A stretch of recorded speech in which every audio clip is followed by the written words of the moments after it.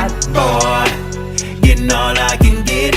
Live the lifestyle of a wise guy, pretty women and zips. Yeah, I'm a hot boy. You can bet your ass I'm a hot boy. Yep, I'm a hot boy. Life is a hot bar. Pretty women, fast cars, toting toasters. Better watch who you get close to, cause a nigga could be after your throne. People always testing the strong. Best believe one step in his own. I'm a wise guy. Keeping it quiet with bullshit that rise. Everything kept on the hush. Some shit ain't never discussed. Loose lips can get you locked up, carried away. Only truths that pay dues know where you stay. I didn't see the poles running where people lay. Sitting on about a key. I can't let that shit happen to me. Never stash out when you crash out. Gotta be quick on your feet. Ladies and gentlemen, welcome to the King and I Life podcast, hosted by myself, Soul Touch of the Poet, and my brother, Soul Lex up in here. Forgive me. It has been one hell of a day out here in these streets. If you ain't seen the news, if I ain't talked to you in person, then you don't know, but it's been a long day. But that 290 horsepower Hyundai Sonata inline got me home in time, because we got my mans, my family, my folks, Seeymoore Bell in the house, ladies and gentlemen. What's up? Hey, thank you all. Wow. Yeah, it's cool to be here with y'all. Yes. So been knowing this brother for quite some time from the open mic scene. He just dropped a single, but so like, you want to handle the intro, or or you want to handle the house stuff. I'll do the house cleaning. Of course, you guys can find us on all of your major podcast platforms. Again, we're on YouTube, LinkedIn, Facebook. We're on Instagram. I mean, we out here. So, if you guys want to come on to the platform with us, or be a guest, or if you have a topic idea you would like to hear us discuss, you guys can reach us at KINGANDEYE369@gmail.com. Again, that's KingandI369@gmail.com. And again, we appreciate all the love and support we have been getting. And as usual, hey, we in here. So let's get to it. Yes, we are. And don't forget, you can hit us up at www.kingandilife.com. You can get all our links to all our audio podcasts, video podcasts, link to my 3 books that's out there on Amazon. We have a guest form where you can fill out so you can be a guest on the show. Also, we have a feedback section in there as well. But I'm going to start out with a brief bio of Mr. Seeymoore Bell. So bear with me, because I'm still getting settled. So Seeymoore Bell was raised by his grandparents on Detroit's Motown Westside, on blocks away from Hitsville. He began delivering newspapers, so health and gas enhancement products, and assisted with setting up instruments for the late great Johnny Trafton and his big band. He has served in the Navy, worked in the healthcare, which took him on journeys to numerous states and countries where listening and learning from all expanded his global perspective. He started writing poetry as a child, longtime fan of music, spanning many genres. Hip hop helped shape some of his philosophies and even mantras prior to his formal education. Seeymoore Bell recently dropped a single entitled Real Men from his upcoming EP. So we're going to get into this.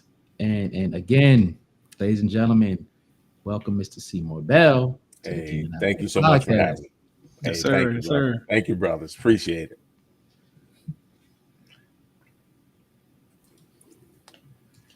So let's go. Let's rock with it. Okay. All right. So I know we had a brief introduction of a little bit about your childhood. Can you expand on that a little bit more for us, and let us know exactly what it was like growing up for you in the environment and being so close to Hitsville and all of that? Your grandparents just flood us. Definitely. Hey, well, growing up in Motown and Hitsville during the time that I did, it was just, music was all around. I mean, you had, Barry Gordy, the whole Motown sound. So music and seeing the artists on a regular basis, being so close to Hitsville. that was always fun. Seeing a lot of them in their heyday. I was raised by grandparents. As a matter of fact, part of that is how real men came to be, but we'll touch on that a little bit later. My grandfather was he was a hardworking man. You know, he's a mason, helped build a lot of the skyline of Detroit, actually, to include the Renaissance Center, which is right across from Canada. So it's interesting that when I go back there to drive through and see buildings where he was literally hanging off the side of them on scaffolds when they were framework. So hardworking man, and I tell you, he ran a tight household. There was a lot of stuff my brother and I could not get away with.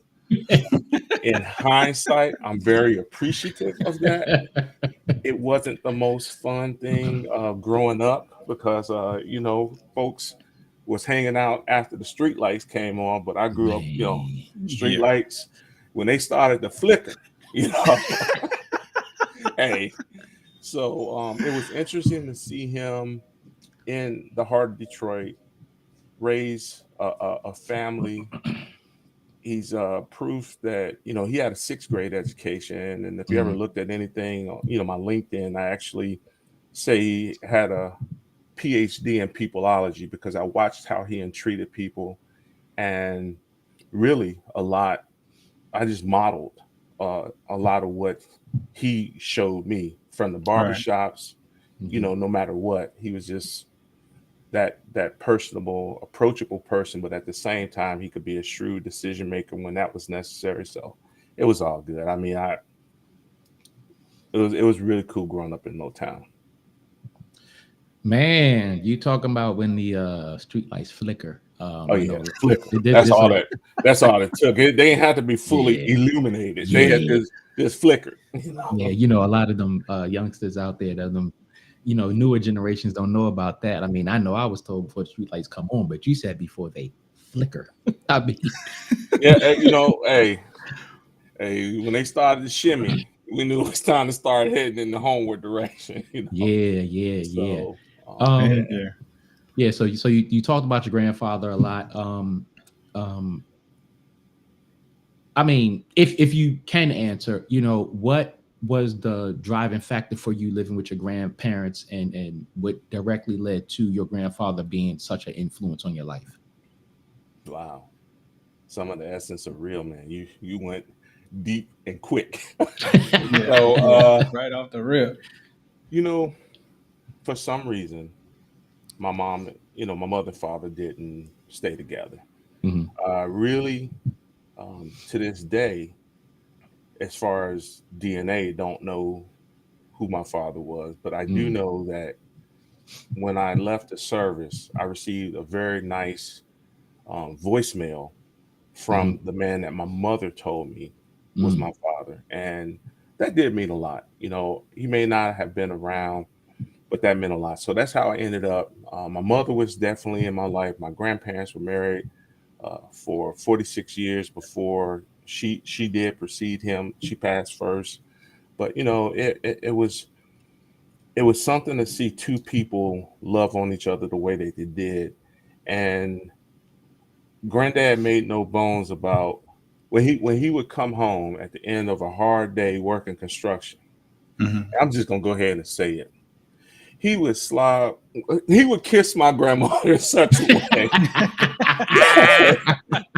You know, friends was over. It's like, it was embarrassing, you know, but Right. That was his wife, and that's how he did it. And so from opening doors, so that's how I ended up with him. But I just watched what he did, and he opened doors. I don't think my grandmother touched a door first. Wow. When we were out and about, you know, and so that's how I ended up with my grandparents. Now my mother was very much so in my life, so I can't, you know, she's a heart, but that's how I ended up with grandparents, and so.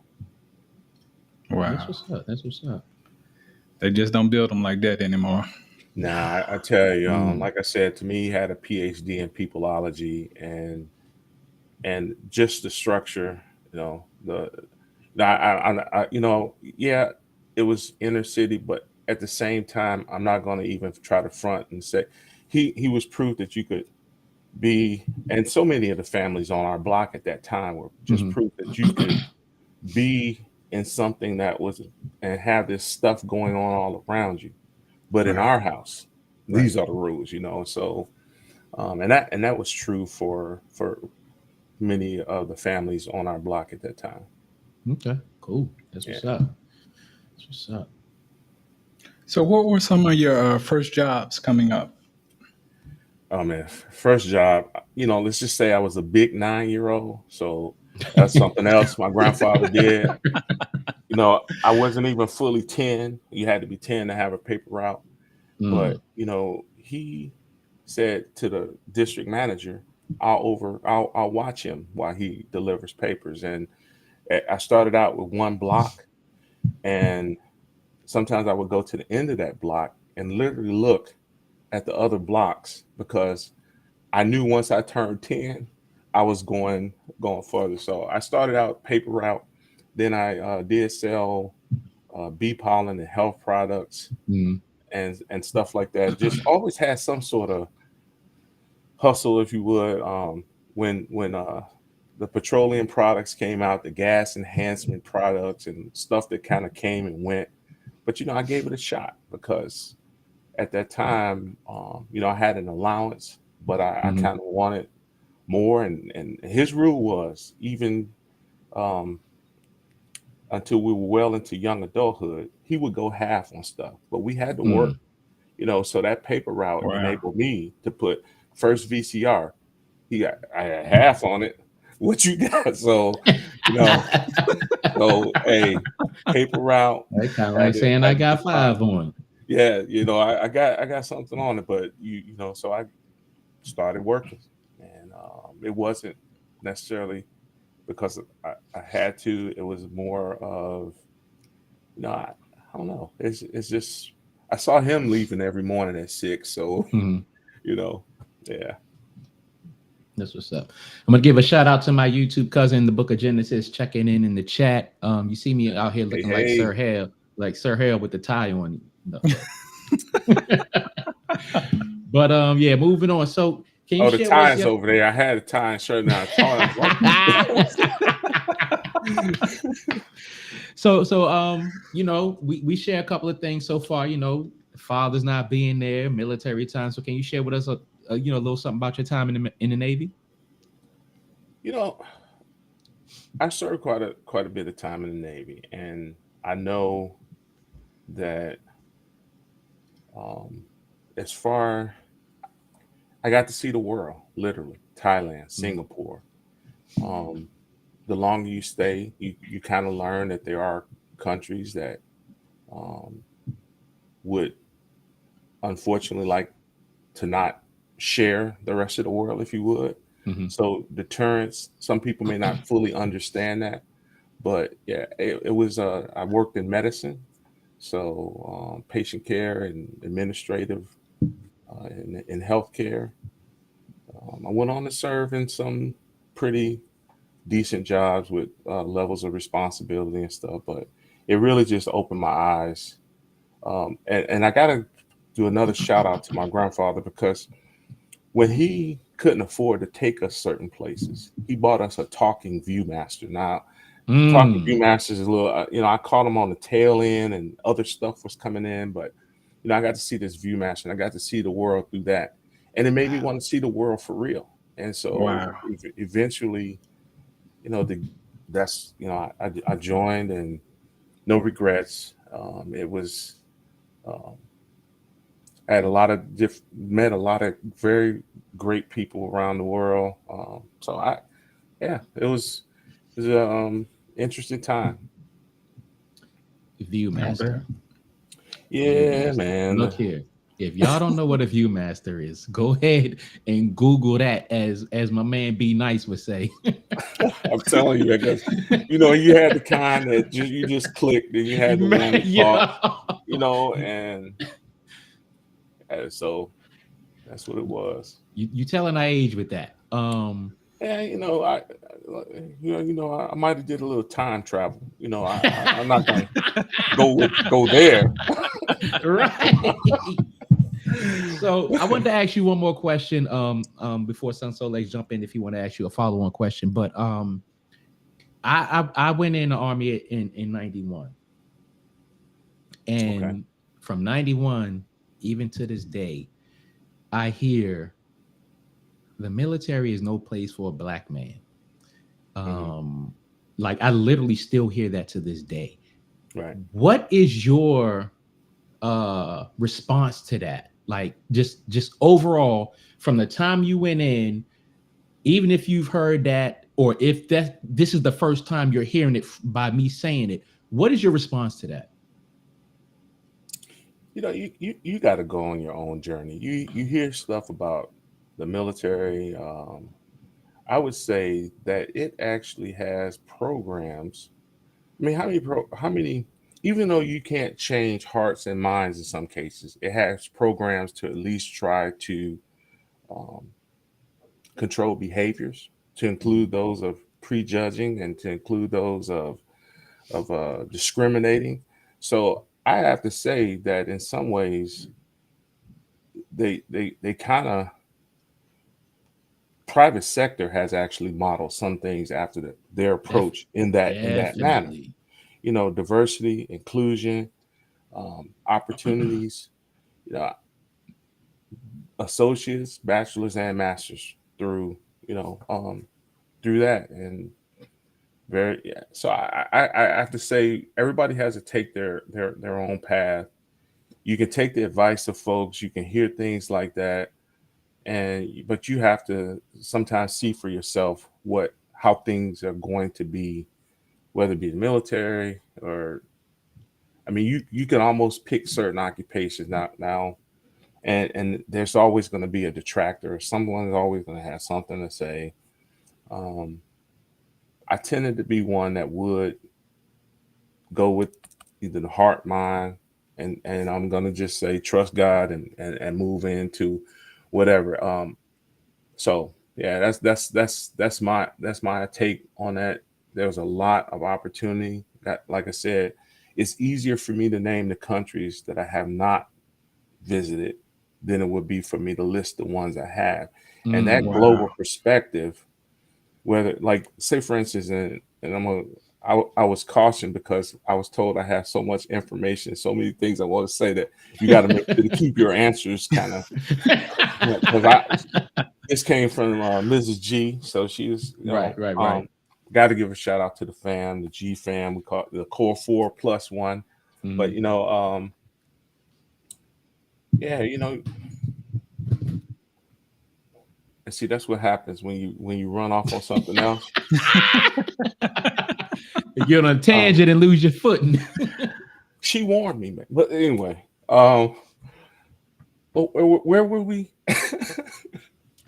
No, you got to follow your own path. And as far as the countries and the places visited, I remember saying to a person in Thailand, third world, and that person turned around and they were able to introduce me to 4 generations.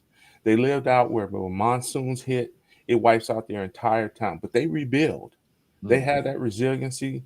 And he actually challenged me. He said, so can you go back 4 or 5 generations? Wow. And he asked me, he says, and what's your blood pressure like compared to over here? Yeah. So that travel just opens your eyes to where everything we read in our books, I'm going to have to say, I agree, they're not always right. You hear it straight from the mouths of folks from the country in which they live, and you find that balance and perspective. And so for me, it was a good choice and a good decision. Right. Shout outs to CJ Kaneki Garrett in the chat, saying love to see this. Seeymoore Bell is a champ. What's up, eldest? That's what's up. That's what's up. Man, that's crazy. Yeah, well, we'll get to that when we get to the part about the music, man. I got to say something about this entire how this came together. But go ahead. What you got next? No, I Bam. was just gonna say I hear the voice of your grandfather coming through yours because I can definitely tell you are one of those gentlemen that has an old soul, and it's always a pleasure for me to meet someone of that caliber. It's very rare nowadays. But But thank so you, what so came bro. first, your music or poetry? Definitely poetry. And if Eli Harvey is listening, he would probably definitely say poetry because it took him coaching and working with me to get this project to where it is. So definitely poetry first. Yeah. I've Wow. always loved music. Like say for instance, when I said that about some of my life philosophies, Mm-hmm. real talk. If LL Cool J is listening, this is where I got my philosophy on writing recognition for other people who work with me that do a good job. It didn't come out the master's degree first. It didn't come out any of those degrees first. My boy said, I'm not bitter or mad, just proving I'm bad. You want to give me an Yeah, hour plus hour a plus pen a and a pen and a pad. pad. And when I heard that, I was like, okay. So before some of the formal stuff, hip hop was saying messages, what you do, get your head ready instead of getting physically sweaty. We say work harder, not smarter, or work smarter, not harder. Right. So, but he was saying that way back then. What you do, get your head ready instead of getting physically sweaty. When I get mad, I put it down on the pad. So journaling, you hear all that talk. Chuck D basically said, when I get mad, I write that stuff down. So hip hop added that influence. Okay. So let me ask you this. Because I know for me, poetry came late. Um, as far as I can like on a more formal level, or so to speak. When did you first start writing? And do you recall what got you into writing poetry? Now you're trying to get me in trouble. Now you're trying to get me in trouble. Okay. No comprende, señor. Let's just say there was young ladies and back then, and you know, roses are red. What can I say? I mean, Yeah, man. Been there, no, done that. I know the feeling. I have to be honest. I might catch some flack Mhm. about that in a little. Hold up, let me. Okay, all right. I was trying to see if something was being said. But yeah, so it started. Uh, ladies love cooch. No, I'm just kidding. But no, I started writing poetry, some of what was going on around me, some about the anger that I was experiencing from not knowing my father and wondering what he was like. And I think I just started writing, Mhm. and that became an extension. So for years, that's what I did, and I just kind of compiled all of these different written things, and then someone approached me and said, "Hey, you want to put some of that to music?" I see. I got a shout out from the. I called him young son. Right. You say shout out to my pops, OG Triple. I love you, fam. Real men express and real men feel. Real men open up. It's unhealthy to conceal. What That is bars, potent. son? Yes, No. sir. That is Yes, potent. sir. Wow. Potent. Potency Hey, is on. Y'all hey. gonna get a taste of that. Y'all get a taste of it. Oh yeah, yeah, yeah, Hey, let me yeah, just yeah. say this real quick because I'll forget that whole real man thing. It stemmed some from father. Mhm. My eldest one put me on to lo-fi, and as I Mhm. was preparing to lead a service, you needed something to prepare, kind of help you transition. Then the cover shot that Mhm. was taken randomly by the youngest one day when we were out, and I've had a ride or die for quite some time. So that song is a Mhm. project that was kind of inspired and got great support, and I have to shout them out because yeah, it kind of all came together through. Let me yeah, that was taken randomly one day, and my son just kept snapping pictures, and I saw that one, and I was like, wow, I think that one yeah. So Yeah, I definitely. noticed that when I went to listen to your song on Spotify. But I was looking at it, I was like, that's a pretty dope picture right there. So it's kind of interesting that, this would come up in conversation. Yeah, nothing about this initially was like methodically planned. It really was kind of a manifestation of feelings, wanting to see other men do better than me. There's a couple paths that sometimes men take when they're abandoned by their fathers, and that's either a path of anger and hurt, and I may not amount to anything, or the achievement. I'm going to achieve everything. And either path without balance is not necessarily good because, you're out trying to achieve for someone who sometimes doesn't care and isn't even looking. So you have to find balance as a person, as a leader, as a, man. And then, same other hand, the whole woe is me. I didn't want to necessarily go down that path. And I'm going to cut this short by saying that it's interesting. I know a lot is going on with the name that I'm about to say, but his depiction of having succeeded without his father, he listed off a litany, a whole host of things that he did without his father. I did this without my father. I did that without my father. I did this. And then he says to Uncle Phil, so now we know who we're talking about. Mhm. Uncle Phil, how come that man don't want me? So that right there showed me that, with the achievement, you can still have emptiness if it's just an addiction.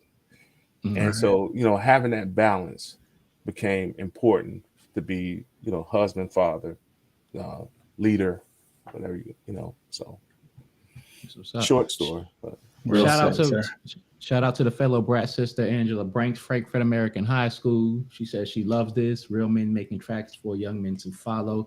And I hope y'all, hang in there because we're Wow. definitely gonna play the track at some point in the interview. So definitely hang in there. We got a message from Alexa Lena Garrett. Hope I didn't mess your name up. Babe, I love you endlessly. I'm so godly proud of you. Shout out. Much love That's coming what's in. up. Much love coming in the chat. Well, Keep it up, baby. Keep it up. Keep the chat going. If y'all got any questions out there, because we can't think of it all. So if y'all have some questions for Seeymoore Bell, please drop them in the chat and we'll definitely, address them. Before we move on, I want to ask a follow-on question about poetry. okay. Have you ever written a piece of poetry that has made you sit back and check yourself emotionally? Oh yeah. Oh yeah. Real Men did. Real Men. There's going to be a track coming out called Tough Son. Mm-hmm. Tough Son is a talk to you. I see some of the tough stuff that you're going through. You got a beautiful heart. That's from knowing you. I hope you can hear mine and what I'm showing you. So it's Tough Son. Was another one. Then I have absolutely. It started out very, very personal. Um, Oftentimes we are the first readers and hearers of the words as they come into the mind, the heart, Mm-hmm. into the pen. So absolutely. Right. Shouts out to Ronald. Yeah, shout out to Rhino, another dope brother. Maybe y'all could connect and do something. He just dropped his EP not too long ago. The Okay. first single, Hold On. He about to drop his next single. So hopefully y'all connect, do something, because I hold y'all both in high regard for what y'all do musically and as brothers. So definitely. Hey, shout out. Congrats on that. Ron. Congrats on that. Yeah. So Lakeisha asks, do you share with any of your muses that they were an inspiration to your pieces, past or present? Okay. Wow. Hey, hey, that's one Wow. hell of a Okay. question to ask a poet. I need to read that one again. What is that question?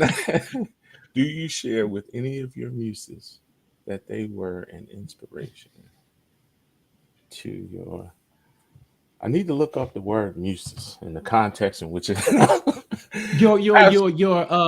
Absolutely. Your motivations to write whatever you write. Absolutely. Matter of fact, I have I had the opportunity to meet LL, and so I Oh, did okay. share with him Mhm. about that writing mantra. I met him a couple times. Matter of fact, first time because my wife knew how much his music was an influence, especially just the stuff like I described. So yeah, I have definitely had an opportunity to share with him. Um, I'm really big on going back and saying thank you to like being fired as a man, say for instance, in that particular muse, and how that came about. I was fired by a guy named Fred on that paper route, Mhm. and I had to go to Fred because I knew I was wrong, and I had to say, Fred, I explained the situation, and he said, I'm gonna hire you back for 2 weeks Mhm. if you get that right. So many of the life lessons and poetry, I have no problems in going back and saying thank you. That's why I shouted out Ron for his project. I don't know what the project is, but the thing is, yeah, absolutely. And then another positive muse and male influence, something I do. I love to fish, Mhm. and it's so interesting. I used to go down to the Detroit River and fish, and this gentleman saw me helping folks down there bait their hooks because let me put it in context. So I would go down by the Detroit River to a place where a lot of retired people lived, and so some of them had arthritis and different conditions, and I Mhm. would help them take the fish off or bait their hooks or whatever. And the gentleman saw that, and he ended up talking to my grandfather and asking my grandfather about me going fishing with him. Little did I know he had a boat, a camper, and we ended up going on fishing expeditions. And Wow. through that, it really taught me like just the peace and being on the water. And so that's why in one of my shout outs and credits for this song, you'll see something that says P. Woods. That was Mhm. Paul Woods. And he took the time out to notice that and take place. So absolutely, I share and share gratitude. I plan to do that before we get off here on a few more people to help with this project for sure. No doubt. Cool. Definitely make time for that. Yes, sir. So who and let me say who and what are some of your biggest influence when it comes to the arts? Okay, Bruce Lee, definitely the late Bruce Lee, absolutely. Yes. When he said, "Be like water, my friends." That right there alone, how he said water can come crashing down or it can flow like a stream. So as an Mm. artist, martial artist, and not even just from the martial arts perspective, but just from hearing him say stuff like "be like water" and its adaptability. So that's one. Got to give Prince. Um, wow, some people hear "lady cab driver," Mhm. say for instance, and there's that scene where he's in the back of a cab, probably doing something in the back of a cab that may should not should happen in the back of a cab, but that's where he was. Okay, so as he's listing off, this is for such and such.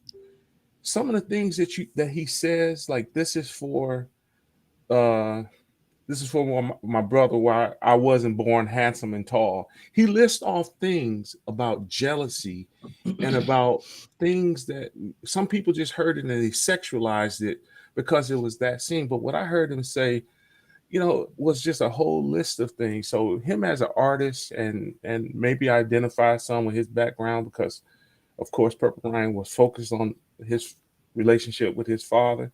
But yeah, definitely Prince.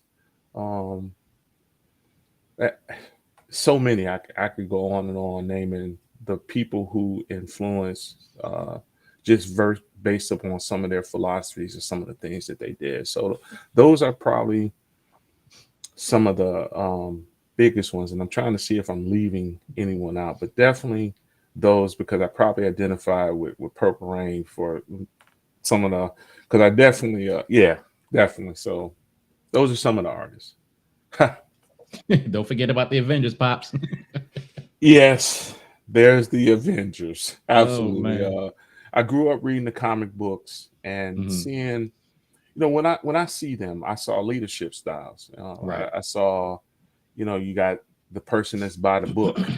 You got the tech guy with Iron Man. You got the bull in the china shop wrecking stuff with the Hulk. So, it's funny what you can see when you look beyond just the entertainment aspects of it. These conflicted individuals that were granted. Matter of fact, I got to shout out Spider-Man. That was one of the biggest ones. If with great power comes great responsibility. Come on, that was now. My favorite coming up, boy. Favorite. And of course, Captain America. Funny. I can do this all day. That has become this big thing, but definitely some of the different superheroes. I think Batman for sure. And because when you look at something as tragic as him losing both of his parents, hitting him so hard that he had a dual life. That's pretty deep. And you kind of look at it and you can say, wow, when tragedy hits and you become two people and you have to reconcile those people. So even in that, it's just like philosophy and lessons beyond throwing the battle ring or whatever he was doing. Yeah, I think it's so dope when artists actually take time to acknowledge the ones that came through the doors before them. Like you're saying, you name some of the people who helped you. T.I., I know that he does that. That's one of the things as an artist I love to see him do. His stuff, man, that does motivation. Eminem, it's like, it's so dope when artists do that. Yeah, certain names, like Eminem, I just want to tick him off because, I just, so, nah. All right, so you've done a lot in your life. So share with us some of the events and some of the artists that you've opened up for. All right, so I started opening up for some of the hip hop acts in the late 90s. Now, when I say Curtis Blow, okay, Curtis Blow was doing Juneteenth out in California, supporting Juneteenth, NAACP. And so I opened up when he was singing, basketball at a Juneteenth. And it was so cool. He was such a down to earth individual. When I saw, I don't know how he's doing now, but yeah, definitely Curtis Blow. Def Jeff is, and I think his real name is Jeffrey Forson. He actually scribbled his manager's name down on a piece of paper when he saw the performance. And I contacted Dave Cook at the time, but at that time I didn't have anything that was really like ready. So Def Jeff, Positive K, when he had I Got a Man. So yeah, it was some of the different artists coming up back in what some people refer to as the golden era of hip hop. Right. So yeah, those are some of the artists. And then I kind of got sent away, not to prison or nothing like that. But let's be clear. Let's be clear. Sure. But hey, I'm not going to, of course, be down on the folks there as well, because we all know there's probably some there that shouldn't be, but that's a whole different story. But with regards to sent away, it was kind of like a question: how can you be in the military? And at that time, we did have a house, and I drove a Pathfinder, so that, of course they were wondering how. And we were doing, if you budget and you're doing some stuff on the side and you're enjoying life, those things can come, and that's all that Yeah. was about. But of course, so, and I even looking back on it, I don't have malice to the person that kind of did that, Hmm. because it just opened other doors, and that's so yeah. So those some of the acts and some of the different people over time, and then I walked away, and then as I was opening up for stuff that was happening on base, like Dare, Defy, some of the different multicultural programs, because that's another thing about, when you talked about service, they had the multicultural events, and the goal is not for everybody to be sitting in the audience that looks like the people that are being, their history and their stories are being Right. told. So that definitely played in. Okay. That's what's up. Shouts out to Simon, our fellow YouTuber and podcaster. Thanks for coming in, brother. Yeah. Thanks for checking in. Hey. You got the next one?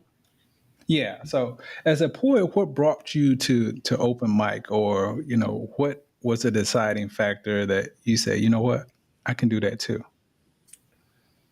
Okay. Wow. Kind of being a ham in general, just getting up and doing stuff, having a go first mentality. Heck, back in the day, sometimes when teachers asked questions, I went first, because I quickly learned that when you went first, sometimes you're like, oh wow, that's pretty cool. So that was first time getting up in front of people. But I would say poet in this area this time. Shout out to Twisting Words, because Yes. Shout out. he saw me at at a function that I was doing some poetry for, and he invited me out to Cheers, and I went out to Cheers. Him and Mel are there. Then I went. Shout out to Just Me, E Baby. These are some of the people that, as I started to do Real Men as a poem, Hmm. they would like run that back. You know how they go, and Right. run that Yeah. back. And I remember, Rewind. yeah, rewind. And I remember saying to because E Baby actually asked me, he says, have you done that at Bus Boys and Poets? Now I was at Nipsey's, and I remember saying to him, well, I'm just getting started. I'm trying to, get to the place where, I can even walk in the door of Bus Boys and Poets. I like the chicken and the greens, but getting on the mic, that's a whole Right. different story. That's a different So, animal. and you know what he said? He said, well, what you just spit, I put you on Bus Boys Poet tomorrow. And so I reached out to him and Twist and a few others in this area that brought me in this area out to open mics and stuff. So, yeah. Yeah. Shout out to Twisting Words. He gave me my first feature out there in Open Mic World. Is that right? Yeah. Yeah. Give my first feature. Talk about someone that just will push poets and yeah. So that's what started it in this area. Yeah. Okay. Cool. So, Real Men from your upcoming EP, how did that come about as the poem and transitioning into the song? Every conversation that I kind of wished as I fumbled to learn how to be a father was every conversation that wasn't had. Because see, one thing, my grandfather had some conversations, but he was older.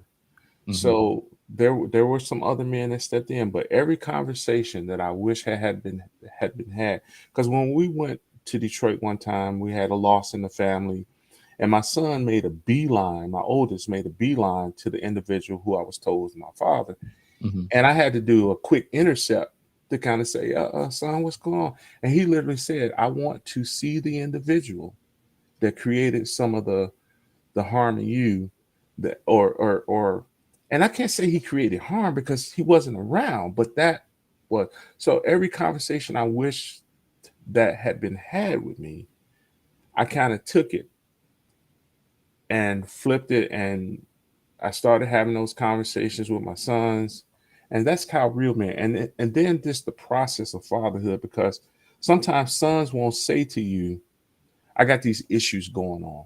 It'll come to you in the form of, hey, Pops, you want to play this game? Now, so that's how Real Men came about.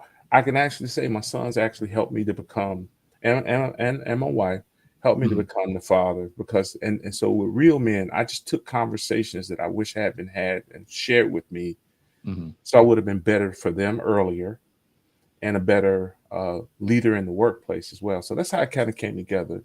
Each one of these songs are pretty personal, Mhm. but then instead of hoarding it, I came at this for a different reason, but that's how they came to be. And then through sitting down with my son and playing games or connecting differently with my youngest, my son started talking. And let's just say I had to have a look on my face sometimes with some of the stuff he was saying, because when you're not in touch with them, somebody will be. And Mhm. so I was Right. so glad he Facts. started talking, but some of that talking, I was like, oh, really, son? And then just, for real. I But that feel you. was what he was pouring. He was starting to share stuff. And if Right. I hadn't have sat down, because for a while I was like, game, game, game, game, game, game. And then Mhm. he kept asking me. So one day I kind of said, you know what? I'm going to play. And we played. We went through Halo. We went through a whole bunch, Army of Two. I think Mhm. I got a couple headshots in the game, though, Uh-huh. that was kind of angle, because I said, son, I am on your side, right? But but that's how Real Men came together. It came together through that. It came together through reading certain books like Men's Secret Wars. Why Mhm. is it secret? Because most men are enculturated to believe that they have to be this, have to be that. So Mhm. it's a secret. And Right. and more men are actually going through it, but because we won't sometimes talk to each other because of the whatever, so that's how Real Men, Tough Son, and some of the other tracks that you'll hear in the future, that's how they all came together, was through trials and what they used to say, trials and tribulations, Yeah. and other Yeah. stuff, and just really getting to know them for who they are. And it's still happening because both of them are very uniquely different, Mhm. but Mhm. wouldn't trade either one of them for the world. Or So, Sure that. the Mrs. came up. Yeah, yeah. So that's how Real Men came together, through conversations I wish had it been had, and I wanted to try to do it differently and not repeat some of the pitfalls. And so then okay. I decided to share. All right. So we got two questions in the chat. The first one is your take on poets versus spoken word artists. Is there hesitation about not being a reciteful spoken word artist? Both are powerful. Take your take.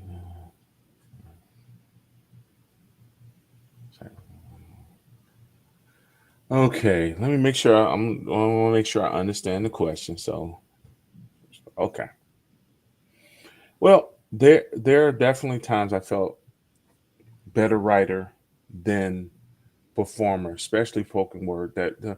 You know, when you really let go and tap into, I guess, the pain, or the happiness, or whatever that feeling is, perhaps and even in the studio, the Eli was like, push that stuff out. You feel that, don't you?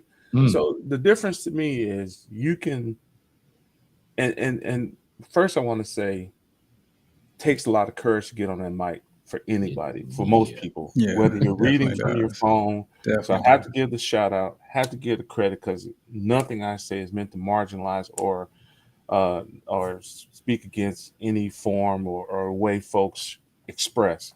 But when you talk about the difference between it in written form and some people being impacted by writing, and there's the voice inflection and the intonations.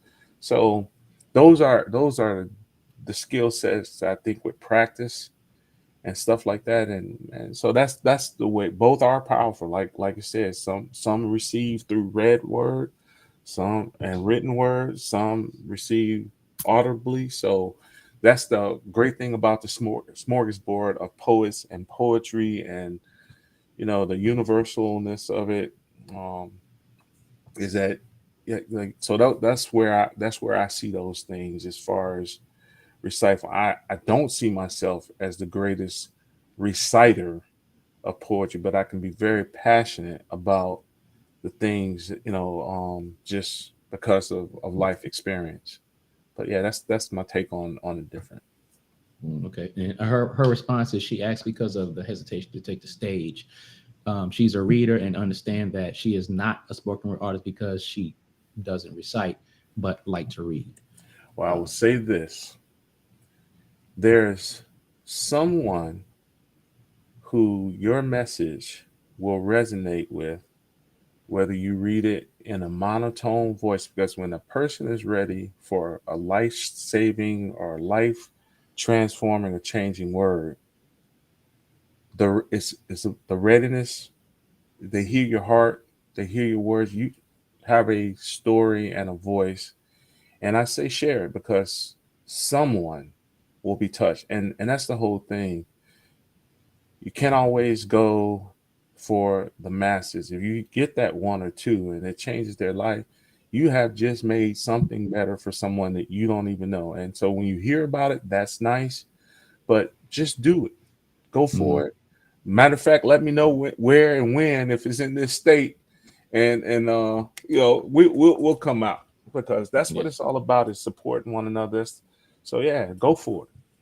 I see you say I'm a reader and I understand that. Hey, you have a story. All of us have a story, and somebody will identify with it. So all right. And the second question is for Angela Banks, and she asks, "What is the biggest change you had to make when becoming a father?" Overcoming fear of how could I be something that I did not see. And even though my grandfather did an outstanding job, it is nothing. So that's what the biggest challenge was, overcoming, in a sense, me, because at some point it doesn't become about my pain necessarily.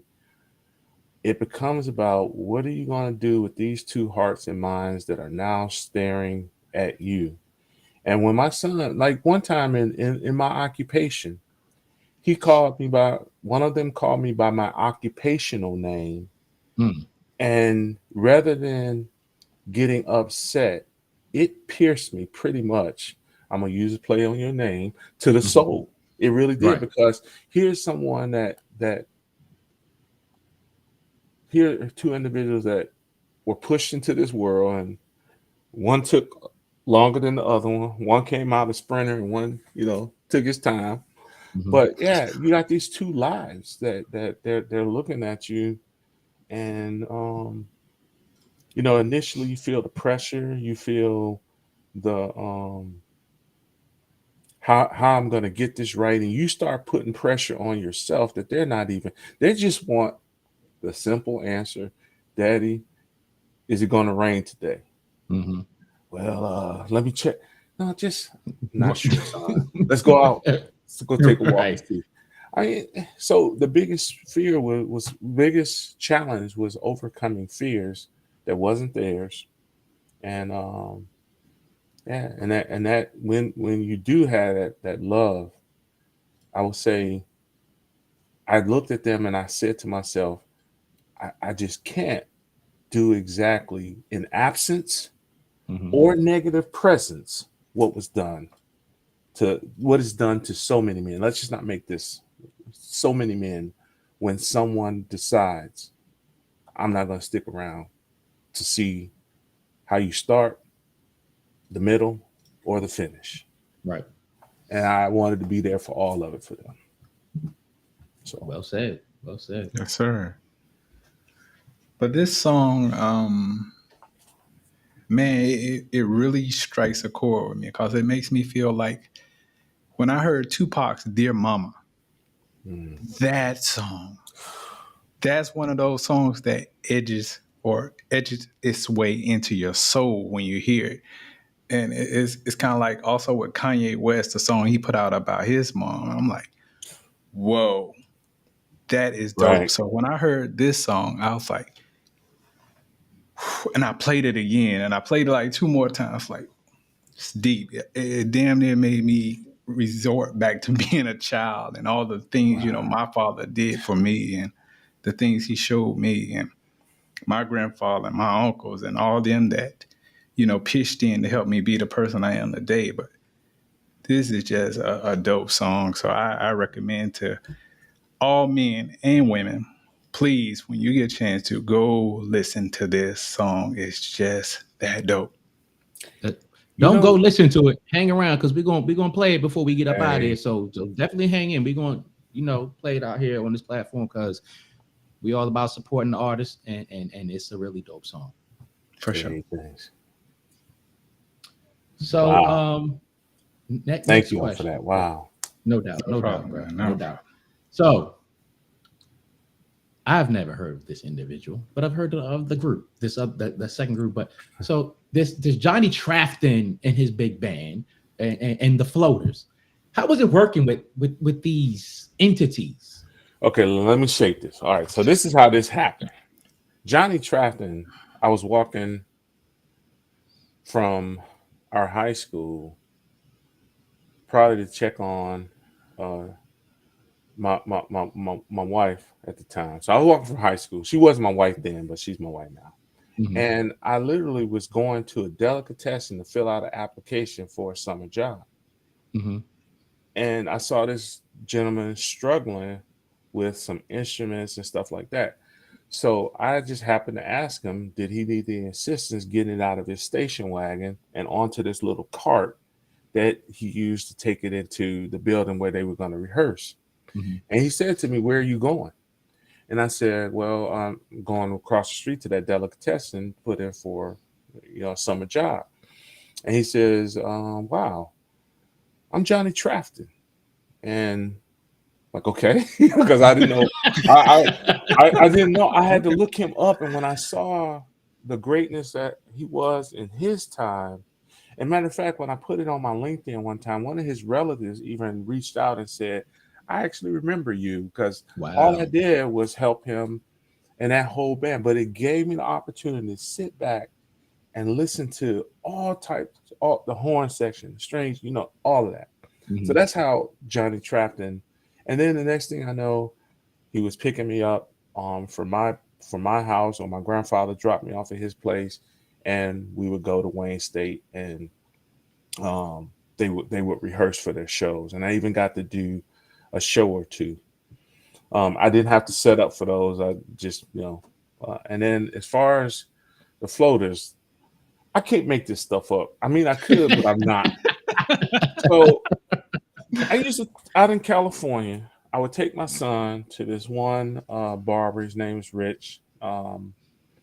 Unisex House of Style on what was Hill Street. Now it's called something else. But when we would go there, you never guess who got his haircut there. Mm. Ike Turner. Wow. Yes, that Whoa. Ike Turner. So he spoke with this really deep baritone voice, and he knew the Floaters West Coast management. Mm-hmm. He introduced me to the Floaters West Coast management, and then from there, I went through Harry Fox agency to get the legal right to use it, and that was right before I got sent away. So when you're not around to promote your stuff, there it is. And so I never really got to see what it would do. I still hear it, I still have it, I still play it sometime, but I never really got to see what it would do. So when I say that's how I really work. Now I did get one call from one of them, and I remember when it came in, and I forget exactly which one it was, but let's just say, because another very influential person in my life, his name is Larry. Let's just say it was Larry of the Floaters, and it's kind of funny. I put my hand on the phone. I was like, "It's Larry, the one that wants you to come with me." So I was like, Yeah. that Larry from the Floaters. So my wife was like, "Man, it's so that's how." So that's how that kind of worked. It was great experience. I was doing that for NAACP Brother to Brother. There was quite a few folks out in California that were part of that program, and they were hosting the Juneteenth. And that was back a while before it became the holiday, the federal recognized holiday that it is today. So Mhm. that's how that went with those two, and that member of that group and everything. So yeah, Okay. So where do you draw your creativity from? everywhere, everywhere. Um, you know, I had one of those minds that pretty much it, unless I'm asleep, it's moving. And Mm. what's that old saying they used to say, like a worm in hot ashes, you can't be still, and all this kind of stuff. And so it comes from everywhere. I can look at a plant that's right there, and and I think, and I just start, I'll write about it.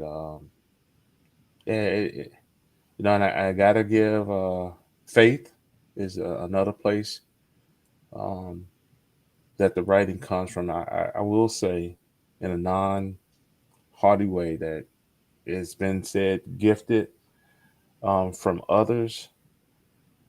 So I have to say faith um, plays a huge role in the creativity, because I believe in the connectedness um, of just in the sense that the universe. So whether it be stars or the ocean, hey, if I see it and it inspires me to write something, sometimes that's how it goes.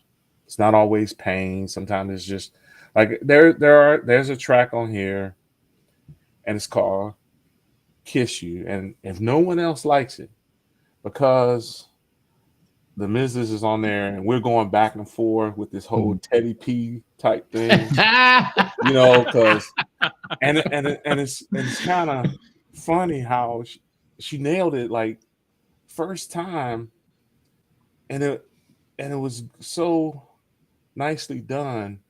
I really was hoping that we had to do no more takes. Matter of fact, I Mhm. don't think we did, because yeah, it was just naturally done. So let me see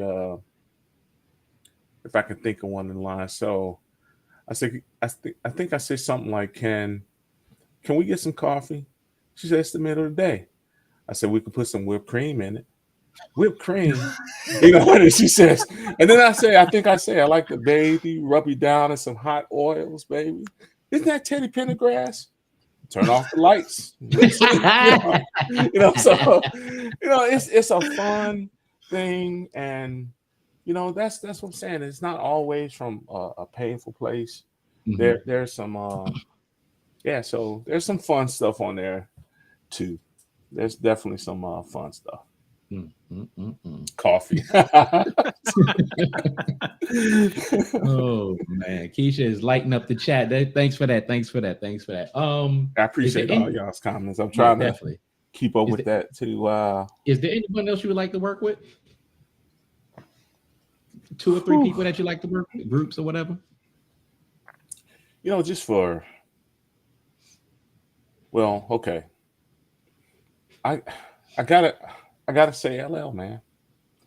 You know, I don't think he knows. Like, there's other sentences that in his stuff that that were impactful.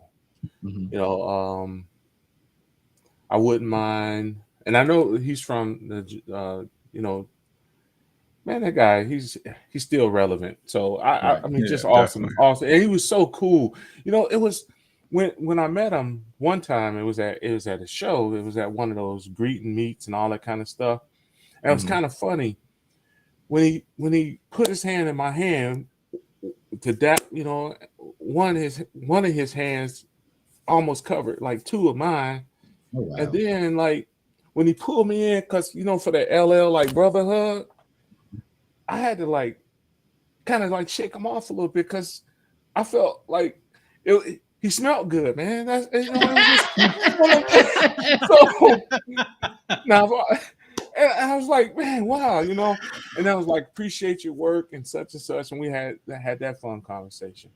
So yeah, Mhm. definitely him. It's kind of hard to say, I dream. I mean, I'm willing, anybody that's positive. as I think about real men, I did start like I was gonna mess with Kevin Hart and say, he got the whole Real Husbands of Hollywood thing. Change that to Real Men. In the song where you say raise an eyebrow when it sounds kind of odd. If I ever do a video, who raises their eyebrow the best that's out there right now? The Rock. Rock. Come on now. So Hands down. I was going, raise an eyebrow when it sounds kind of odd. Could you see The Rock just like raising his eyebrow? Right. So I did say I was going to like shout out and mess with someone because you just never know. You never know. It's more so from the respect of they're out there doing the thing, and so it's kind of I'm open. Okay. Because there's so many artists. I mean, I could say some names I want to say. I mean, to step in a room with Kendrick Lamar, first I would need permission, because Right. like I would have to. But that's that kind of stuff is hey. So it's really hard for me to say at this moment, but that I would think just out of gratitude and because I could list off some other things Brother L said for sure. And Chuck D, definitely. I'm kind of like that era, that golden era. Hitters. Right. Yeah, it did.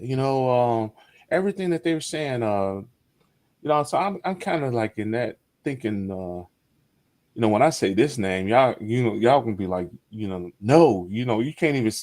Did you just say Rakim? Yeah, it's like, and I mean that in a sense because he's so awesome, he's so dope. I mean, he changed when his stuff dropped. It was as they say, revolutionary. So it's just some people out there that have done some incredible things, and it's more so because of the what they were trying to do together. That whole self-destruction thing back in the day, that was pretty cool. That was dope. Some of those folks are not with us anymore, but that was just. Oh, did I not say Blastmaster KRS-One? I did. I was about to say, look, how can you not? But see, again, you're talking about someone that's coming in at this stage I love it. Don't get me wrong, but that's like, it kind of remind me. No. This when I think of Martin Lawrence and what was that? Martin Lawrence and Eddie Murphy. When they were like the upper room, and what was that? And I'm just saying from the standpoint, it's not spiritual, but in the sense of like someone like KRS-One and that guy, all of them were just when my philosophy on the industry. Don't bother dissing me, or even wishing me soft and dilute or commercial. I mean, just have a philosophy. Why is that? So on and on. So I actually have a lot of artists of that golden era that is just cool, and will be, So yeah, it's so dope when you meet an artist, or even be in the same room with an artist, such as their calibers, because when they are out there performing in such such big arenas, and they have that power of the crowd coming at them, their energy is focused on that particular artist. It's like you can be in the same room with someone of that caliber and feel their energy and not even know who they are. Oh yeah. For example, I was in Rome, Georgia, and me and my homeboy, we went out one night, and it just so happened the night that we went out, they had 8 Ball and MJG, and they had Lil Wayne and a couple more people. I don't even remember them, but anyway, it was just something special about being in that club that night. And I didn't even know, they were going to be performing. I was just happy when I heard 8 Ball and MJG.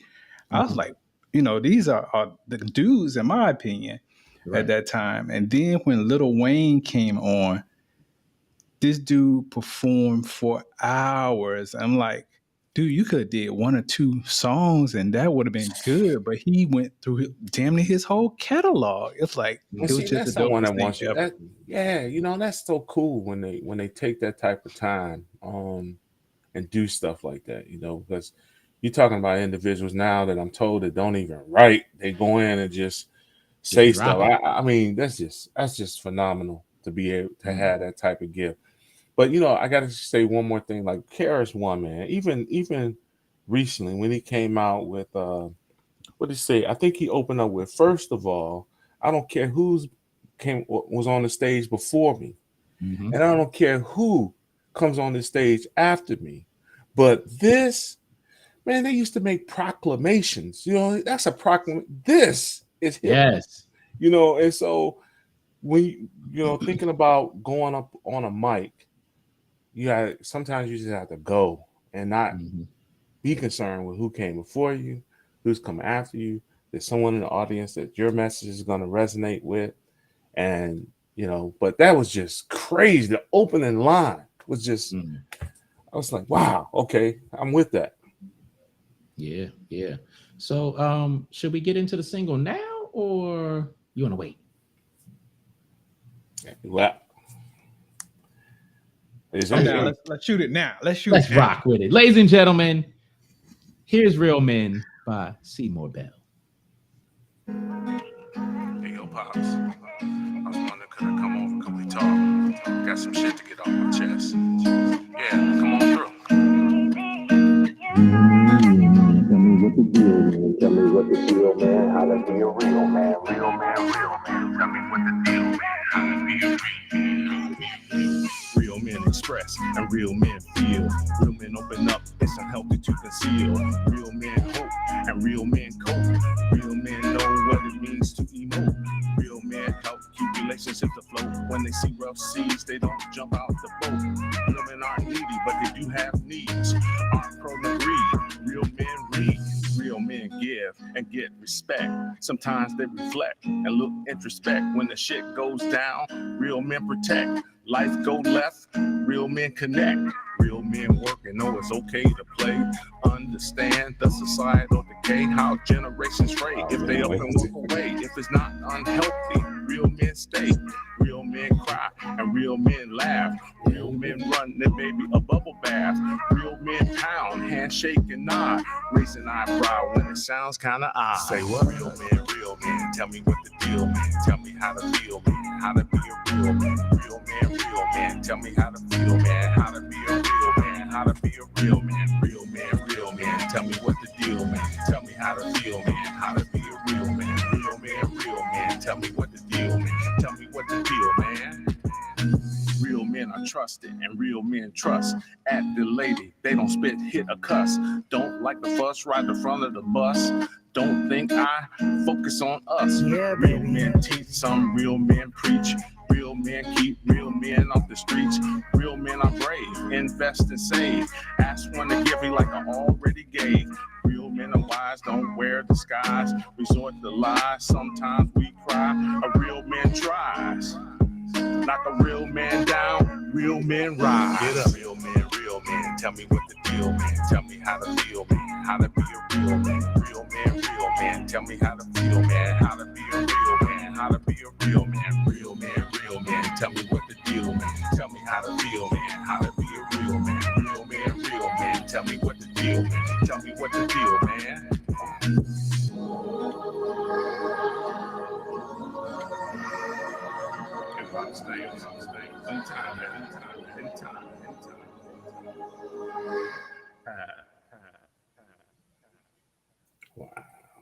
Wow. Yeah, thank you all. Wow, thank you all so much. And real quick, let me just say this so I will not forget. Track Tundra Beats, Alex Seawall. Hey, Lo-Fi, hey, appreciate you. Matthew Shell and Eric Frederickson make it happen, with the mastering. And then again, Eli Harvey. Appreciate you, brother. These individuals help take a concept from paper to where it is today. So definitely appreciation, and appreciate you all for playing it, for sharing it, and for what we've talked about so far, man. Appreciate y'all. Yeah, it's dope. It's dope. Definitely. Yeah. So we got a couple more questions in the clip. So so Lex, you got the next one? I just wanted to ask how that beat is a monster. How did you pick that out? or did you have the words first, or did you have the beat first? Like that, it's just a crazy beat, man. Wow. I want to say the poem definitely existed long before I heard the beat. So I had already written it. And I heard the beat, like I said, listening to lo-fi jazz, lo-fi, and I'm saying it right, Eli. I used to call it lofi, but lo-fi. But I heard it, and I just love the beat. Matter of fact, I have a couple other tracks to Tundra beats and Alex Sewell's music. So that's kind of how it came together. And I will say one of the things that touched me very deeply is I was reached out to by a fellow poet, and this person happened to be female, and she said to me, "I want to write real women." And of course, she said, like, it was kind of funny because she says, I know you remember back in the day, Roxanne, Real UTF. I said, I remember them. And so she says, and I will, shout out Real Men. And she wrote it, and I saw it posted. And, so that when you have a single mother say to you, "Hey, tough son, you just gave me a template of conversations to have with my son because there's no father in his life." I was already done. So that's kind of how I heard the words were there. I heard the beat. I loved it. And some people told me I was taking a risk with that beat because it's not traditional, I guess, in a sense. Right. But sometimes you just gotta go for it. That's what's up. That's what's up. Yeah, it's definitely a banger. Before we move on to our next question, because you stated that the poem existed for years. As a fellow poet, I know how it is writing your stuff. When you first wrote Real Men, did you write it in a way that it would easily transition into a song, or did you just write it and when this time came, you had to envision it in a song before you put it in a song? I know I keep saying Eli Harvey name, man, but he had to teach me how to write. And folks have to teach you sometimes how to take, because it was much more wordiness to Real Men, the poem. And so I did have to kind of recraft it and shape it to for it to flow to the music. So it is a derivative of the poem. Definitely a derivative. Okay. So let me ask you this though. I know as being a poet, we tend to be kind of sensitive about our stuff, as Erica would do. So, but I had to go there. Someone who actually writes music, take your words and break it down in a music form. How critical are you when it comes down to your writing and putting it in, the song form? Like, do you do one or two versions of it, like, yeah, that's it, or one version, like, that's it, or are you more of your own biggest critic, as they say sometimes?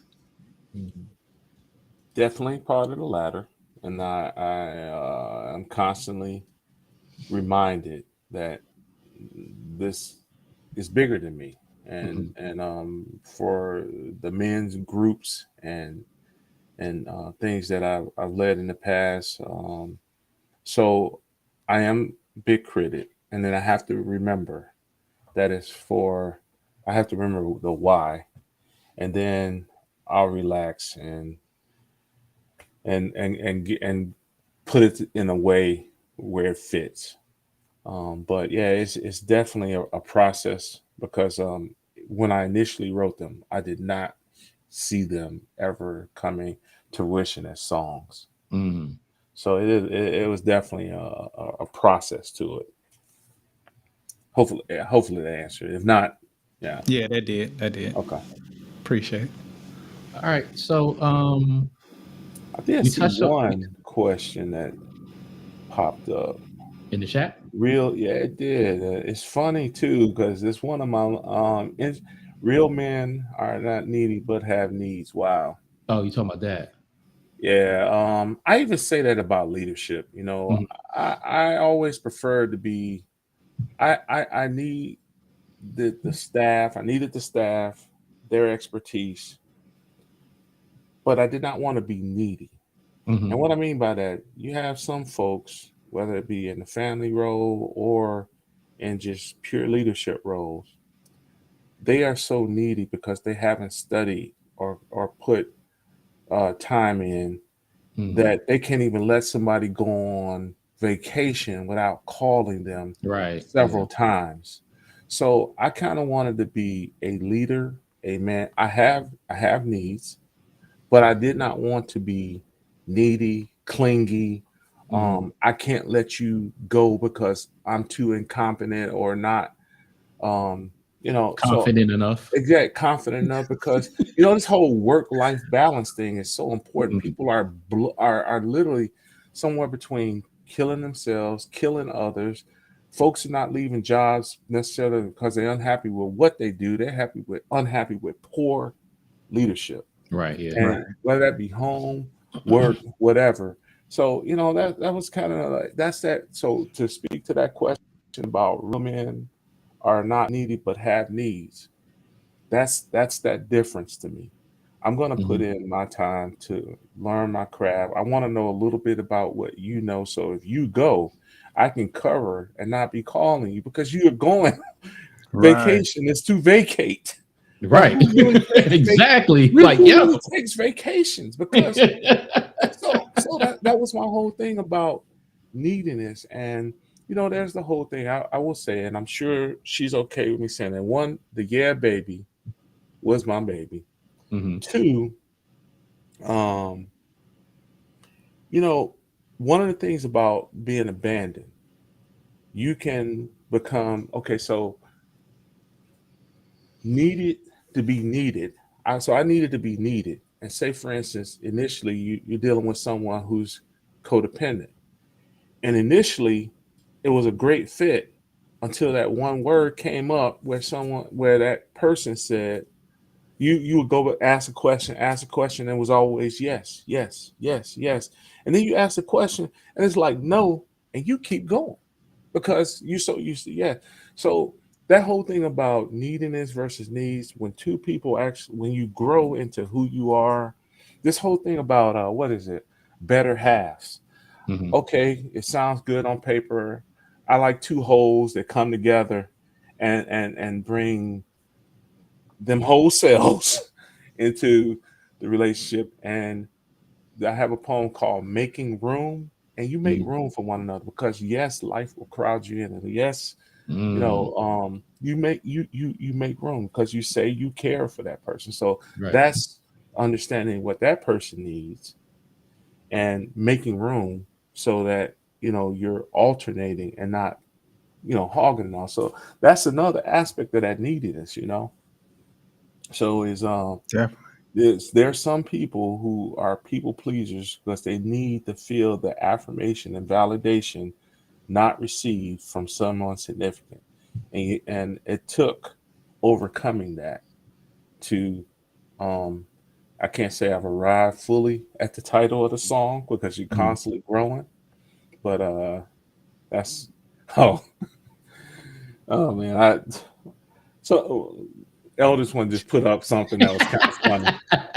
Yeah, that was kind of funny. So if I answer that question fully, I have to say to this Um, craziness here, because so when I was on stage, Kurt was on stage, people were throwing basketballs back and forth. My oh wife was wow. in the audience, and at that time we only had one child, and he jumps out of my wife's arms and literally runs up on stage while I'm performing. Oh wow. Now, I pick him up and I keep rapping. There you go. I kept rapping.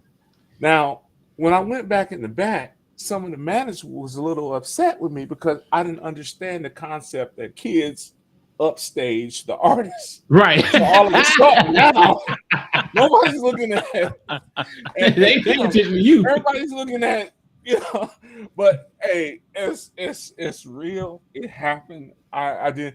Well, but this is the same young man though that I told to go to his room and shut the door, and he went to his room, shut the door. He came right back. Oh And I wow. said, you know what? You're special. You're going to be special. Because he did exactly what I told him. So, you know, this whole real man, this life, this growing relationship, Oh it's just man. crazy. I mean, that's some of the crazy stuff that Mm. happened. And so, yeah, that was a true story. He did jump out the arms, ran up on stage, and I had to just picked him up and kept going. You know? So, Wow, that's Wow. funny. That's funny. That's That's a yeah. funny. dope story. Oh man. So what else can we expect to hear from your EP? I mean, after hearing that song, what is the audience out here in store for? All right. There's a track called Good Things. Hmm. And it's almost interesting because so much stuff is going on that's negative. When I talk about the good things in my life, sometimes just stopping and appreciating what is good. And it's definitely sometimes hard to do with all the negativity. Right, right, right. Right. So I don't know, some people are going to look at that and be like, man, that's like don't worry, be happy when it came out and we were in the midst of a whole bunch and people, you know, you loved it, but there were some people that didn't. I could appreciate it, and so it'd be interesting to see what good things how it hits. Tough Son, and one thing about Tough Son, there's gonna be two versions Hmm. because I very moved by the fact that one of the persons that masters the songs heard both versions and actually said, "Can I put guitar to one of them?" And he rocked it. Mm. So it's a little bit of rock. There's some slow stuff, couple Mhm. upbeat tracks, and then there's one. Yeah, somebody said "Good Things" is one of their favorites. Who's already heard it, but um, and then there's one on there where it's called "Feel It," Hmm. calling, and that one's about when you have haters, naysayers, but you feel it Hmm. Right. calling. So smooth moves with precision. Sometimes I gotta move without permission. Rise to the peak, seek like I'm on an expedition. No Mm. breaks and no intermissions. So it's like this thing where the lot. So it's I personally have enjoyed this process. The incredible people I've been able to work with, and so those are some of the tracks. I have to do something with vets. So there's one called Safe Is, and Hmm. it's going to be interesting because there are times when a lot of trauma hits you at once. Hmm. I think the opening line of that one is I put a piece of me away in a metaphorical safe so I could be mentally and emotionally safe, finishing Mm. what was tough and at the same time great. Or maybe it was like hell and I realized it late. So so it's like that's addressing the whole sometimes trauma hits and you may not fully feel it or unpack it till later. Right. Right. So and that's okay. There's room for that. Mm. Not everything is going to happen instantaneous the way a lot of folks like it. That's the whole thing. It's the process sometimes. So it's Okay. we'll see. I mean that's kind of an overview or cap of some of the different stuff that's on the EP, and see Okay. hopefully people feel it and benefit from it. And Okay. anything else beyond that is bonus Okay. because it's too much out here going badly, and I just Yeah. want to try to put something out there to say, hey, here's some maybe some check this out, maybe to take from where Right. you are where you want to go. Yeah, that's what's up. So, So Lakeisha's asking, is that female poet K Love? as far as I guess she's asking for the real woman, maybe. I'm not sure. you know what, I can't I don't know her name right now. I would have to because that was some time ago because man, COVID hit and all that kind of stuff. So that was some time ago. I have to look it up and see if see who that was. But I know I did see the poem, and she did credit me as the original artist for Real Men. And she basically wrote responses as a real woman, Okay. at, kind of saying like, so yeah. Okay. Awesome. Shout out to Torrance and Sheila checking in the chat. What's up? What's up? How you doing, Sheila? Big T. What's going on? That's my brother right there. All right. Thanks for checking in. So if you would talk to us a little bit more about your memoir and the book of poetry you got coming up. So I don't know how long I'm going to be doing this aspect of it. I'm just going to kind of wait and see.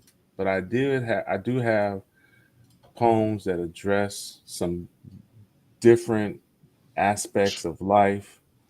And then the memoir is going to be a little bit about some of those countries, some of those experiences, some aspects of leadership, because that's one reason why you hear me speak a lot about leadership, because it's so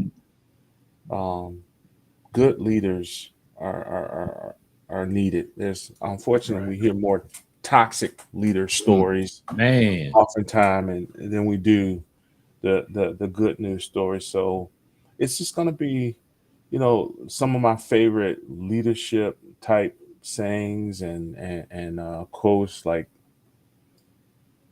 what's one of them? Okay, like in one of the songs is you're going to hear the words, "Never let an insignificant person create significant events in your life." Whew. Now, people, Wow. as a whole, are significant. Don't get me wrong. We're actually the plan A, as this person used to say. I mean, we're supposed to be here for one another, but sometimes you have to put a person exactly in the place where they're coming at you from. And that's now, I have to render you insignificant, because you're not being a person of reason. You're only criticizing. You're only negative. So I used to always hear that.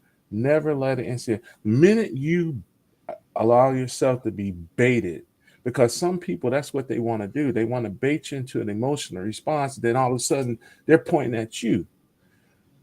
You have to, sometimes you give that up. And sometimes we do it so quickly because of the issues or whatever. So those are some of the things I'm going to talk about in the memoirs, is places, people that influence me and influence my life, because there's so many of them. I consider myself, I will study and learn from anybody. So those are some of the things that you can expect from the it's going to be a book of works that I may or may not ever have an opportunity to put to music, but I think they will hopefully not return void and accomplish that for which they are meant to purpose. Right. To do. Yeah. That's what's up. Man, that's some heavy business right there. Yeah. So my last question. Can you give us 3 things that your grandfather taught you that have stuck with you throughout the course of your life? Wow. Wow. Wish I had that question pre-packaged. 3 things. Okay. Wow. He taught me so much. Let me marinate on that for a second. So here. Okay. Because I had one that popped into my head just then. So were you about to say something? No, go ahead. It may leave my head if I was. No, go ahead. Shoot it out there. So he would say stuff to people sometimes who, like, say for instance, I had this one family member that would say stuff like, by the time I do that, I'll be this age. And then he would simply say something like, okay, if you don't do that, and in that same amount of time, how old are you going to be? And they would answer the question. So you're going to get to that age either way, and you're either going to get there having accomplished it, or you're going to be that age saying, by the time I do this, I'll be older. Right. So that was one. the other thing he would say stuff like time waits for no man. Mhm. um, things like there will be time to make money, and we hear this. These are things he was saying around the house that I Mhm. hear. So I can't say he coined them, but he would say them like, um, "There's time to make money, but no amount of money can ever make more time." Mm. So Yeah, live with purpose, live definitely. forward, and that was and you hear that. Um, and then someone says work ethic. He definitely valued his family. He did construction when construction dried up sometimes. He would go, and if anything, if I could rewind time, I Right. wouldn't be ungrateful in some of those spells when I didn't appreciate that it was rough and he was doing side jobs in construction on folks' homes or whatever the case to make ends meet. Mhm. Because at that time, somewhere between him making it look so easy and me not being mature enough to really get it. Yeah, so that was a thing. His work ethic and his ability to, like, in fact, I would just say this when we went to because he's no longer with us, and we had gotten out of the car, the family car, and I said to my brother, "Well, guess we'll get out the car and go get something to eat." I got out the car and we started looking around the neighborhood, and people were coming out on the porch and they were pointing to this one house. Mhm. And at that house, I wasn't even really didn't even understand what a repast was.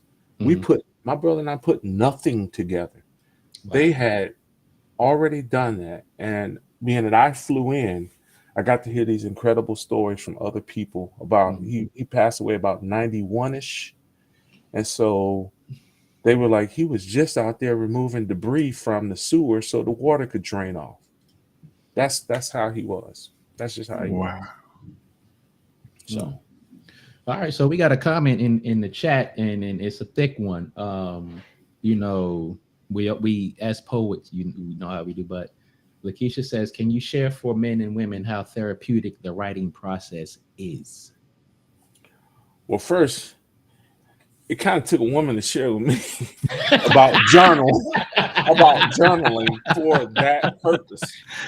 Because let's just say I wrote poetry and I knew some of it was but the whole journaling thing at first and putting it out there initially when it became part of the therapeutic process, let's just say I wasn't fully on board. Feel Uh, you. but Can relate. over time, and with a few threats, no, Wow. no, but so over time, I came to appreciate it for the therapeutic uh, the, of what I believe the question speaks to, because so many people implode Mm. because it's staying inside. And sometimes writing, sometimes yelling it out. Sometimes I would find a place, go down by, it's literally by a body of water, look around to make sure, and just yell, just Mm. and sometimes right out there. So yeah, it was definitely something that I had to learn from the therapeutic. The whole thing about unpacking Mhm. um, stuff.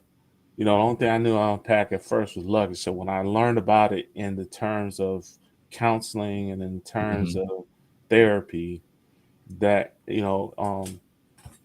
I came to have a deep appreciation for it, for writing and journaling and putting it on paper to get it out. Because better when I get mad, I put it down on the pad. I mean, Chuck Mhm. D, different way of saying it, but it's something to that. And he actually Right. says, when I get mad, I put it down on the pad, give you something that you never had. So Mm. he's like, getting that on paper. And so, yeah, it was definitely something I had to learn. And but now it's firsthand. I'll write it out in a heartbeat. So hopefully that answered the question, because it didn't come Mm-hmm. as easy for me as a man as it did for my wife, as far as though, that type of stuff. It didn't come easy. And so, but it's better. It's good. So But so yeah. let me follow up with that, because me as a poet, I had the same sentiment. I didn't see the therapeutic benefit to it when I first started writing, because I first started writing from a sense of pain. Hmm. And I had to learn how to write love. I had to learn how to write funny. I had to learn how to Right. write to unpack. I had to learn how to write to keep from imploding. So my question to you is, have you found yourself through your writing journey, throughout your entire writing journey, writing, have you found yourself writing to keep from imploding? I want to go ahead and say yes to that. Definitely that, but I would say somewhere between faith and why. Sometimes I would literally think to myself, when I look, was it X Clan? My boots have been soiled in respect of my elders' toils. Mm, So there are things that I look that they went through. I've never had to carry a croaker sack. mhm. I've never had to do some of the things. So some of me can't even form the words to. So the writing thing in that sense, and doing it became easier, because I would look at what they had gone through and kind of start to say to myself, my goodness, I didn't go through that. I didn't go through. I know I may be a little older and with some of the things I'm saying, but I wasn't like in the civil rights. I went on the bus with Rosa, or Mhm. anything like that. And I say that jokingly, but crazy respect to all of them, because I wasn't there for that. So how dare I today just gawk at some of the stuff that they went through that we can do today, Mhm. and just take that and run amok with it. So somewhere between writing, respect of elders' toils, um, yeah, I came to terms with it, and it did help me become, a better person, better leader, and I think I will say that. But really, well, based on some of the comments from some of the fam, I guess I'm doing okay. So, because Right. I did, Definitely, definitely. so, That's I what's guess up, I'm doing man. all That's right. what's up. So, how can the fans, the listeners, the viewers reach you, sir? Well, I am definitely now on the social media platforms with Seeymoore Bell on Facebook, Seeymoore Bell on Instagram, Twitter, um, Seeymoore Bell at gmail.com. Did I say that right? Yeah. So yeah, those are the ways, and to reach. And I'm also on Spotify and in iTunes, the artist page. So Apple look at Music, Apple Music. Yeah. So you know. this has been a just it's just it's kind of unbelievable in some ways, because I cannot say that I saw this Mhm. coming, per se. I did whisper something to the Mrs. And she looks at me like, if you our wedding picture is interesting, because I literally leaned into her with a great deal of uncertainty, and I remember saying to her,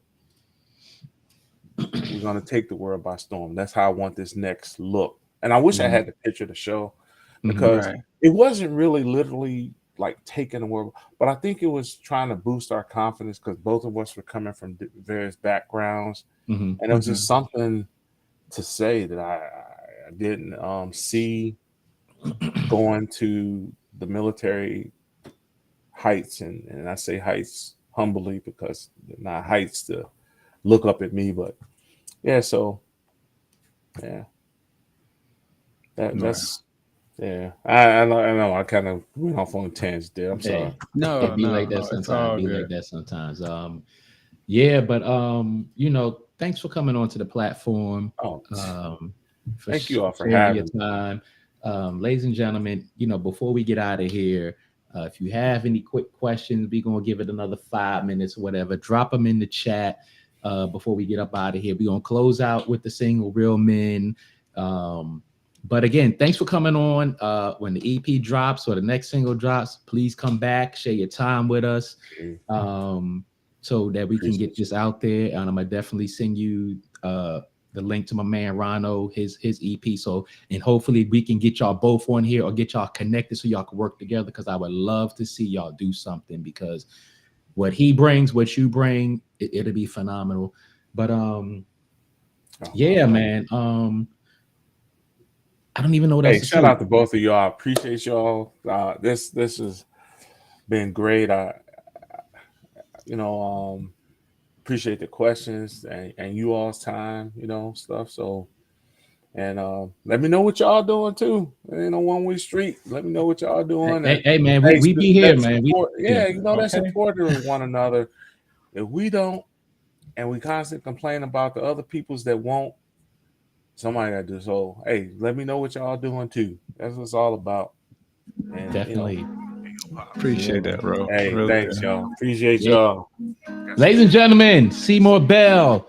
His single Real Men is out on all the streaming platforms. Check him out on all social media. Seeymoore Bell. Hit him up, SeeymoreBell@gmail.com.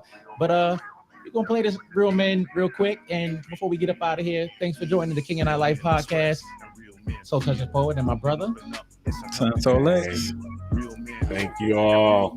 Thank you, Mr. Know what it means to emote. Real men help keep relationships afloat. When they see rough seas, they don't jump out the boat. Thank you. Women aren't needy, but they do have needs. Aren't prone to greed. Real men read. Real men give and get respect. Sometimes they reflect and look introspect. When the shit goes down, real men protect. Life go left, real men connect. Real men work and know it's okay to play. Understand the societal decay.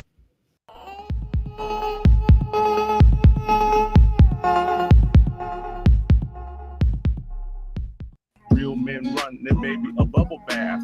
Real men pound, handshake and nod. Wow. Raise an eyebrow when it sounds kinda odd. Say what? Real men, tell me what the